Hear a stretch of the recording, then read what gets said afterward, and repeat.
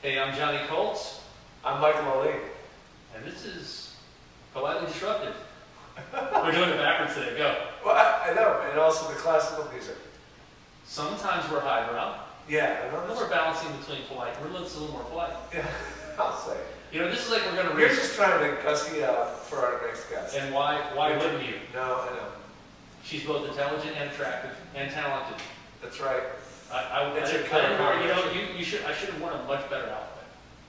I'm dressed down today. No, for you, though. For you. Okay, you're right here with us. I think you're projecting. Do you understand what I'm saying? You don't want to say it to me, but really it's you. No, it's okay. It's okay. But I'm pleased to meet Jennifer Shue. Sure. Jennifer Shue has got an amazing story. It's an amazing package.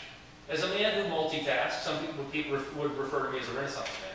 I met Jennifer at a CNN event, and she's got that whole thing going on.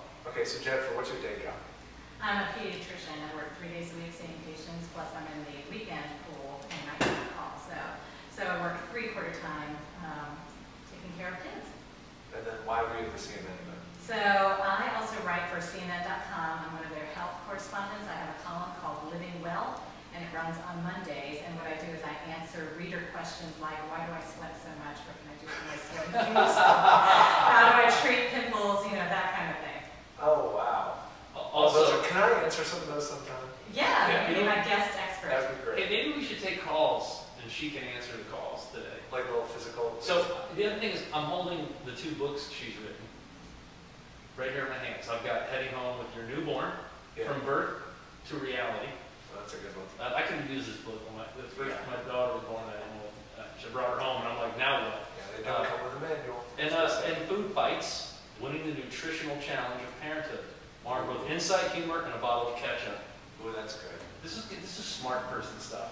Hey, where can people? Is there a website where people go to get this kind of thing? They can go to Amazon and get my books and just search my name, Jennifer Shue. She's huge. That's aap.org/bookstore. JenniferShue.com. There are many ways you can find me. I just think it's awesome that you can just go to Amazon and type in Jennifer Shue and get books. You can go to the local bookstore and get it. They can order it for you if it's not in the shop. It's just SHU, right? That's just SAG, right? Okay, so pediatrician, correspondent with CNN. Yeah, and then I'm holding a business card here with you with a bunch of guys with cowboy hats. What is this? Well, I'm in a band with some friends of mine, and we like to play music. And what happened was a bunch of guys in the neighborhood got together. You know how you go to a neighborhood party, and inevitably somebody breaks out a guitar, and people who like music gravitate over there. Does that sound familiar? Well, if that's happening, it's either me or Johnny doing it. Okay. The parties we're at. And people usually get offended by it. Because we're singing random things. Well, go ahead, so the same 5 or 6 of us would always flock to the corner and play our music, and we decided instead of just playing in our basements alone, we would get together and do a more organized effort and try to play for people and learn some songs and write some songs, actually. Okay, the band's called the Coventry Road. Well, it's called Coventry Road, or that sign on the business card says the Coventry Road Band, but we have some tall guys in our band and their heads are blocking the word band on that banner behind us. Okay, hold on. Who made the banner? It was a backdrop at a school, and a nice woman named Thunby made the banner, not realizing we were going to pose standing up. I mean, I don't have that height problem, but the rest of them are 6 feet plus. But it appears you guys are like a country band, which is sort of just too random for me to Well, process. you know, we're alt-country/rock, and that picture was taken at a school's international potluck. So people were wearing what represented their roots. So you can see me in my little silk blue Chinese outfit. Well, that's the thing. You're in a Chinese garb, and then there's Garth Brooks dudes who are 8 feet tall next to you, and you're a pediatrician, and you're telling people how not to sweat from their feet, and you've written books. You're crazy. You're a crazy person. She is a crazy person. Now, explain to me how you got both careers going. I mean, what came first? Did you play music first? Did you...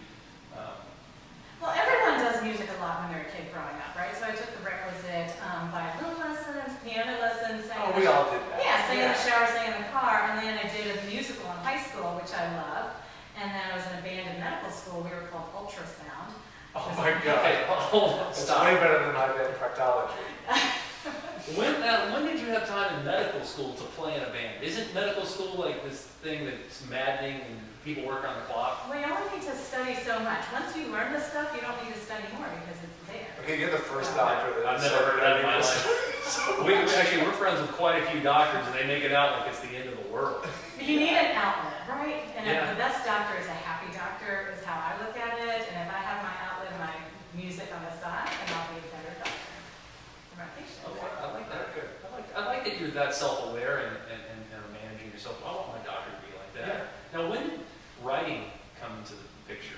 Well, our group is on writing books. Writing books. So, yes. I'm going to bounce back and forth. The first book I co-wrote with my co-author, who is a colleague of mine, is called Heading Home with Your Newborn. And that came about because when I first had my son, who's now 9 years old, I was reading all baby books because they don't teach you how to breastfeed and change diapers in medical school and residency. And all the books at the time were written by people who were either moms that didn't have any medical background or doctors who were writing really boring books. And our guys. Right, or guys, yeah. And so they had not breastfed personally. Right. So we decided that there was room for a better baby book, and that's how Heading Home with Your Newborn came about. My wife would love that. When we had our kids, we actually had our kids, we had home birth, and we had to kind of search out the information, and eventually found like midwives in a certain culture. But if you're not passionate about finding that culture, you're not going to get it. So if you're not It's a person, frustrating. Yeah, it's very frustrating. frustrating. So the idea that I couldn't get anything to come out. yeah. Well, people told us that they read all the baby books and they still didn't have the answer. So we figured two pediatricians who are also moms, telling it like it is, very practical mom-to-mom stuff with the backing and credibility of the doctor. And is that these books what got you the gig at CNN? Yes, actually it was. So how's Sanjay as the boss? Sunday's wonderful. I don't know how he does it. Talk about multitasking. He's awesome. Yeah. So when did you know that you wanted to be a doctor? I knew probably back in high school, and I liked all the gory stuff. I don't like getting shots myself, but I don't mind imposing them on other people. I loved cadavers and anatomy and cutting up things, and biology when you had to pin the frog down and look at their veins. That was really interesting to me. So I knew from pretty early on. Wow. That's a vocation, right? Yeah, that's a calling, I think. Cadavers and country rock. So yeah, That's a good album. Cadavers and country rock. Country rock. Hey, Shoot or shoot. So what are you noticing about kids right now, the state of kids' health? Well, as you know, kids aren't as active as they used to be, so we're seeing lots of obesity problems, health problems, because people are overscheduled, they're not as active, we're losing PE in schools, and convenient food is often unhealthy food. So we do have a weight problem and a health problem in schools, and hopefully, some of the new stuff going out in the government now will change that. Can I just share? I'm a soccer coach. I coach my daughter's U10 girls team.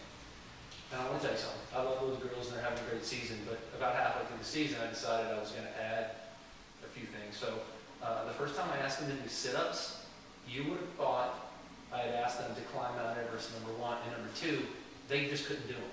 Yeah. They already had half the soccer season in them. It was unbelievable. So kids aren't learning this stuff in PE like we did when we were growing up. And one thing I tell my patients who aren't very active, if you're going to watch TV, exercise at least as much as you're watching TV. So if you watch TV for 2 hours, you need to exercise for 2 hours. And if you really feel the need to watch that much TV, then do jumping jacks or sit-ups, push-ups during the While commercials. you're Yeah, or while you're watching TV, exactly.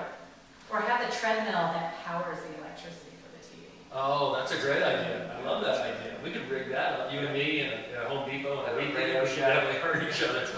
So you have a show coming up with the band, right? We do. So our band Coventry Road is playing at Smithsonian Bar on May 19th, and we're the headliner act, which is crazy. How'd you score that? That's Well, awesome. I don't know. It just came about. We entered that 500 Songs for Kids, the 500 bands, 500 songs, era-defining songs of all time, which was at Smithsonian Bar. We played on May 6th, and they asked us to headline for May 19th as well. So we got 2 guys opening for us, and we go on at 10 p.m., which is awesome because we get turned down by other places, that think we're not big enough for them, but apparently we're okay enough for Smithsonian Bar. That's a big So deal. very That's a exciting. headline Cred. Smithsonian Bar. On the 19th, that's huge cred. You got to leverage that. Hey, do you guys have a manager?